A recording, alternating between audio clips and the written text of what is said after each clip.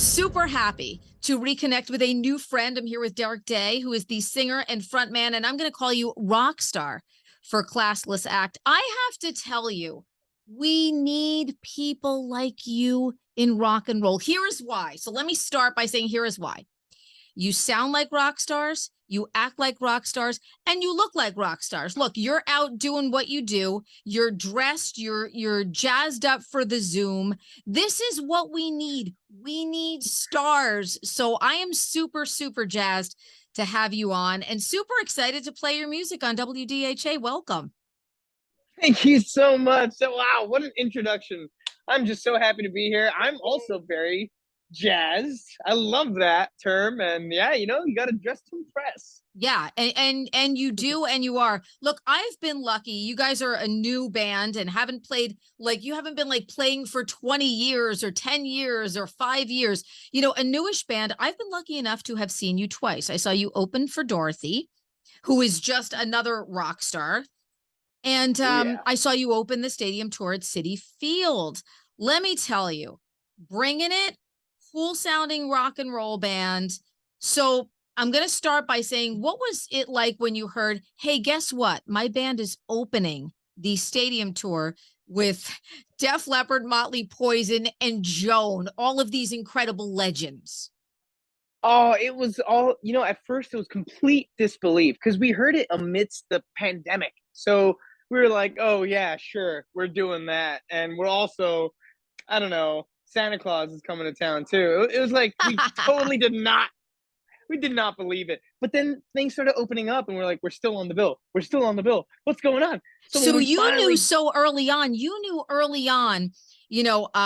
that we got stadium tour announced, and then you guys knew when it was announced or sort of after it was announced that you guys would be on and stay on, because we waited 2.5 years for this.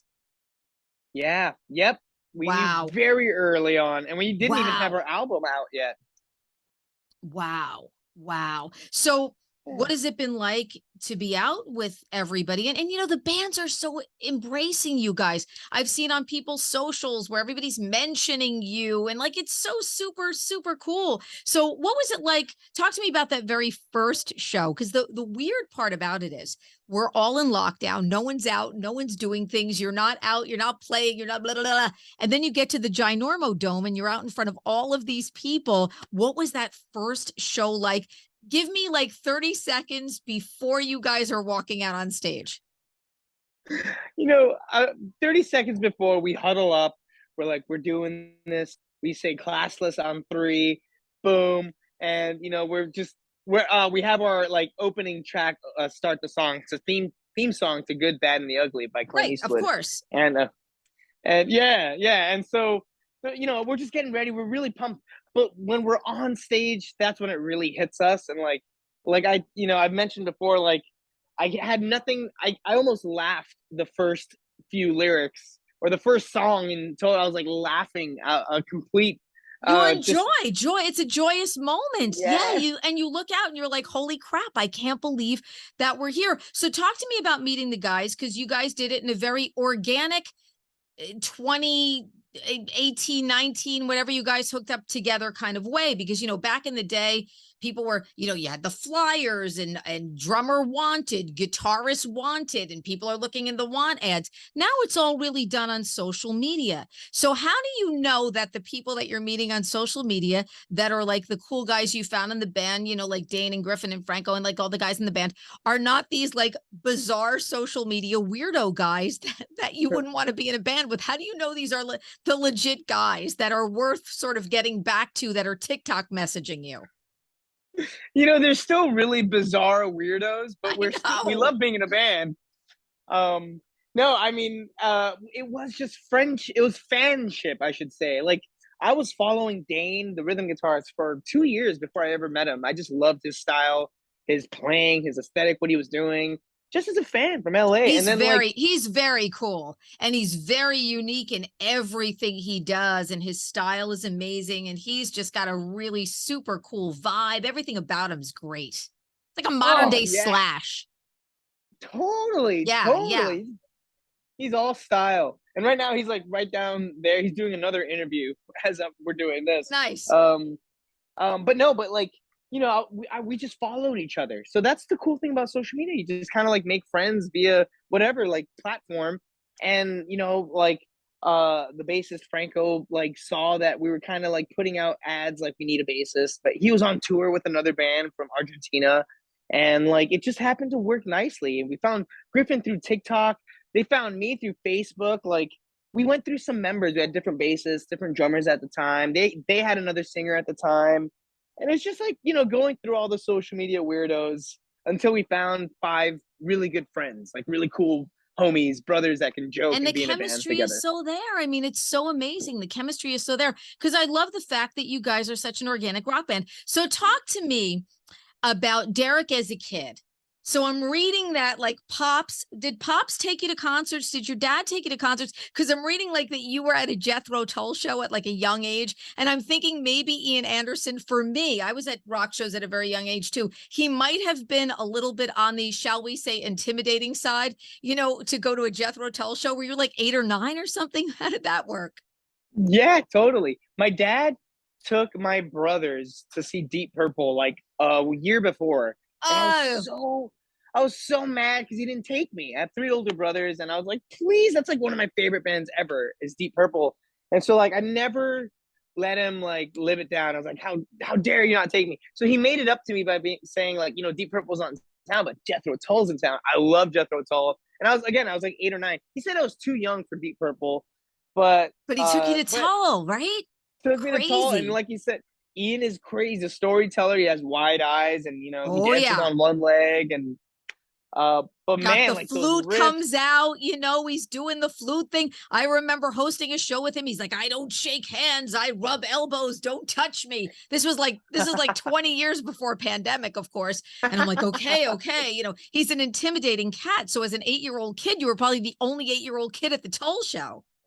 Yeah, I think so. Actually, it was the Hollywood Bowl in L.A., and it was just Amazing. awesome. It was just a cool, great show. Amazing. So what does the family think of now that you're like a rock star? Man, they're just super proud. They're really supportive. All of our moms and dads, like, they're like our biggest fans, and so they call every day. My dad's from Poland, so I'm first generation American. My mom's from Honduras, so like they came from nothing, and they like so they're just seeing this happen, and they're always calling me like, "How's America, the beautiful? You get to see it, you get to drive through it." And I'm like, this is amazing. They're just so happy for me How and my buds. fantastic. How fantastic. So for you, as a young fan growing up, who was the first front man? Because I mean, you have such a great charismatic presence on stage and everything that you do. The vocals are great, but you're so charismatic on stage. Who was the first person who wowed it for you, where you just thought, wow, holy crap, I wish I could be a part of this? Man, as far as a front man, or a Yeah. front person, I like, the first person I really started to kind of like idolize in a way was, surprisingly enough, like Johnny Cash, kind of, Not because like surprising his at all. right, yeah, like his music is just like it's got this essence and this uh deepness to it, and like I would watch live footage. He just got this stare, this look in his eye, and so that kind of started off for me. And then I started like, looking at like Jimi Hendrix and how he would feel the music on stage and just like put it all out there and in the moment. And I always thought music, live performance at least, should be very in the moment all the time, like no matter what. So I liked that. So Jimmy, Johnny, anything with a J, really. Yeah, and I can see that because they all encompass having sort of rock and roll come out of every pore in your body. Yeah, Music come out of yes, they every pore. need it. When I look at, Johnny Cash, the Man in Black, there's no bigger rebel for me, and music just comes out of every pore of his body. So I can totally get that. So talk to me about collaborating with Vince Neil, which had to be kind of cool to have Vince on your track. And also Justin from the Darkness. Was that as fun as it sounds on the record? Yes. Yeah, he's a fun guy. um, oh, Justin is insane. Like, we met Justin via Zoom because we're writing songs during the pandemic, and he lives in Switzerland. So we reached out to him. Our management had a connection with his management and a pass with him. And we just said, hey, like, they said, you want to write songs with them? They need help finishing one song. That one song was on the record. It's called Time to Bleed. Mm-hmm. And so Justin wrote that song with us. We tried to write it without him. We couldn't. So we wrote it with them. We wrote some other songs that didn't make the record, but hopefully the next. And we became pals over WhatsApp. And eventually we just said, hey, you want to record a solo on this other song? He's like, yeah, why not? He did it in like a night and like killed it. You know, he like knocked it out. It was amazing. And yeah, so that was just all fun camaraderie. And the same with Vince. It was like, he's in Nashville, and he was amidst Motley Crue rehearsals when we asked him to do the track. We just felt like the song felt like Vince. It sounded like Motley Crue. It felt like Crue. And we just said, hey, we were already on the tour by then. So we're like, hey, we're on the tour. Do you want to sing on it? It'll help us. It'll help the song even more. Like, it'll just give it that vibe. And he's like, sure. Like, welcome to the show, boys. Like, welcome to the tour. Let me sing on this thing. He just knocked it out in a night or two, and that was it. It was just, I love we the wish video. We could be in the same. Oh yeah, with the homage to Vince. He's like there on the easel and stuff. It's very, very, very cool. And yet, you guys have that sort of dirty, great rock and roll, early kind of Motley vibe, which I love. You know, when I hear people say, "Oh, there's no new rock bands or whatever," you know, and sometimes I hear like a Gene Simmons harken on that, and I'm like, "What are you talking about?" I was literally thinking about it before I talked to you. I'm like, Dirty Honey, Rival Sons, Dorothy, Plush, Joyous Wolf, Giovanni and the Hired Guns, Greta Van Fleet, Nothing More, The Warning, Lilith Czar, Blacktop Mojo. Like, I could just go on with all these great young bands who are organically, and none of them sound the same, which I think is brilliant, carrying the torch for this new generation of rock and roll. And you guys are right there. And we need you guys. We need bands like this. So seeing you guys get that nice opening slot on a giant tour like the stadium tour, I think was so inspiring to me as somebody who's been going to concerts forever. That's amazing. Yeah, absolutely. All those bands you named, they're great people and fantastic musicians, great songwriters. We know some of them. And yeah, I mean, just that, yeah, you said it best. Rock is alive, and it's like, it's hungry. So if alive. anything, the light isn't being shown on rock and roll so much, and that's kind of cool. It's like this kind of cool little, you have to be cool to know where the cool acts are. So we are secret society. We are a community. I always say that rock is a community. I have listeners who are 60. I have listeners who are 16. And new music discovery is a big part of life for all of these people. So I also read, well, first of all, the record, you guys recorded some of it at Tommy Lee's, right? T. Lee? Yeah. Woo! Yeah, T. Lee. T. Lee, he's a fun guy. Oh, he's so fun. His studio is amazing. He calls it the atrium because it's this trees and bonsai and like beautiful, just nature feel.